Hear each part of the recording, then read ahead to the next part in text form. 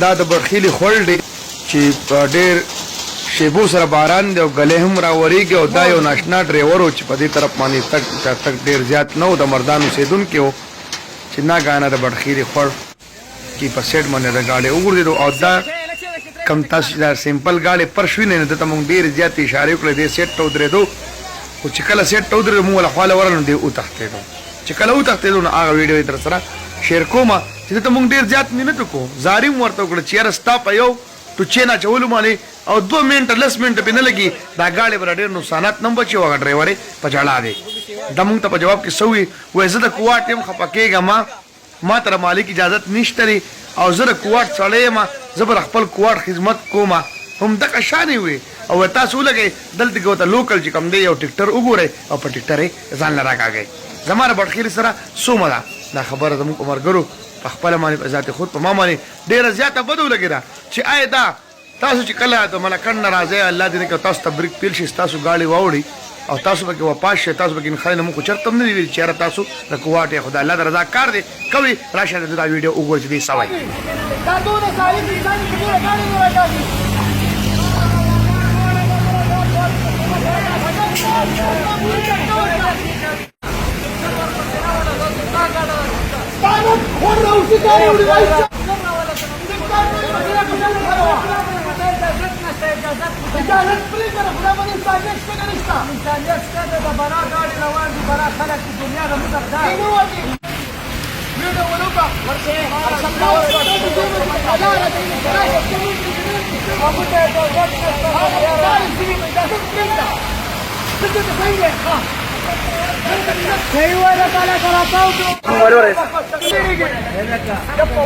دا د کم ځای پوښتنه وي دلته کې ګاډۍ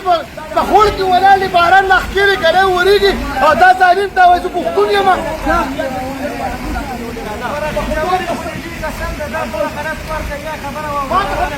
راشئ صرف دومره وکړه کنه چې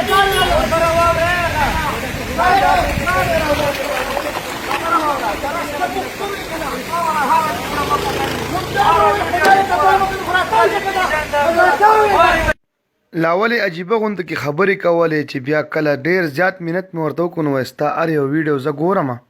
وایي زه راتاوېږم مزدي راتاوېږي نو په آخر کې رانه بیا وتښتېدو چې کله بیا وتښتېدو نو بلکل یې بېبسۍ طرف ته بوتلو چې یا الله یو طرف ته لاکډاون دی بل طرف ته ورکوټي ګاډي ته ټچین نه اچولی کېږي دا غټ ګاډی دی او دی زموږ نه وتښتېدو نو بیا مې رئیسار کو په ډېر مشکل سره مې بیا رئیسار کو او منت مې ورته وکړو چې هلکه د الله بنده راشه هغه کس ته چا چې ګاډۍ ولیدلې نه هغه هم سره دې بډخیلي کس نه دی هغه هم د مردان یو میلمه دی او تم د کوواټ یو میلمه یې راشه د الله د رضا چې کوم دی وروره مهرباني وکړه دا به ستا زموږ سره ښه نه د خپل ځان سره به دې ښایي تم پرې ملکڼ ځې الله دې نه کړي ستا د ایسارېدل چې کوم دی ستا د خیر دی خو دی بیا هم پوه نه شو نو مونږ د لیویس ټرفیک والته دا ټوله خبره وکړله او مونږ ورته وایو چې لږ د انسانیت په طور دې ته لږ سره سره نصیحت وکړه چې سبا الله دې نه کړي د بل چا ګاډۍ داسې پروت وي او دې پرې داسې تېر شي نو خدای مګه که انسانان پکې نه خو به ډوب شي وفات به شي نو مونږ ډېر زیات مونږ چې کوم دی لکه د خپل اولس ته یې بډخیلي ته ووایې خو بډخیلي والا ډېر ملګري زیات تر خفه کېده هغو د حقیقت نه خبر نه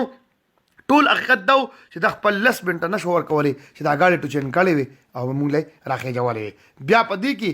زموږ ملګري ولګېدله یو ډاکسن نه روانو هغه ډاکسن والے دی الله پاک اته وړ جنتونه ورکړي مونږ یې پیژنو نه ته ډرایور ښیو او نه ته موټر ډرایور ښیو ځکه چې موټر ډرایور وایي چې یاره زه هم پر دې ډرایور یم زما ګاډۍ چاته مخ کاره کوئ راځئ وګورئ چې ډاکسن والی څنګه اوچتوي او په کوم طریقه یې راکاږي 15 منټه پې نه لګي او الحمدلله ګاډۍ ډېر په ښکلي انداز باندې بر راوخېږي تاسو یې کتی شئ دا وګورئ ډاکسن والا ورته ټوچین اچوي ټول ولس راغلی خو په ټرک والا باندې ټولو خلکو نه حالت وي او زه د اډو مشرانو ته او د چا چې را ټرکونه د هغو مالکانانو ته یم چې پلیز د خپل ډرایورانو ته ووایه که داسې رنګ ناخوشګوار واقع چېرته کې تاسو ته مخې ته راپېښېږي نو تاسو مهرباني وکړئ خپل رسۍ ورته اچوئ او دغه شانې راخېجوئ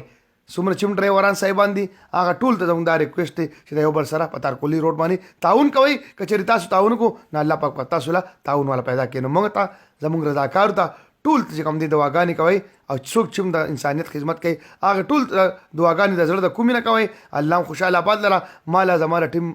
مرګر لور کې رخصت پلی الله سپارم د خپل ځان خیال ساتي او څوک چې په چرچا پیرچل کې ځان خیال نه ساتلی راځي چې موږ تاسو ټول په جمع خیال ساتو السلام علیکم ورحمت الله وبرکاتو که بیا هم په دې ویډیو کې چاته هم دلازاري شوي نو زه بخښنه غواړم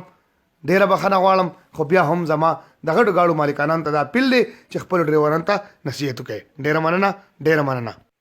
اخر کې بر سره یو الفاظ شریک کوم چې ژوندون خو تیروي هر څوک ژوند هغه چې د بل خدمت کې تیر شي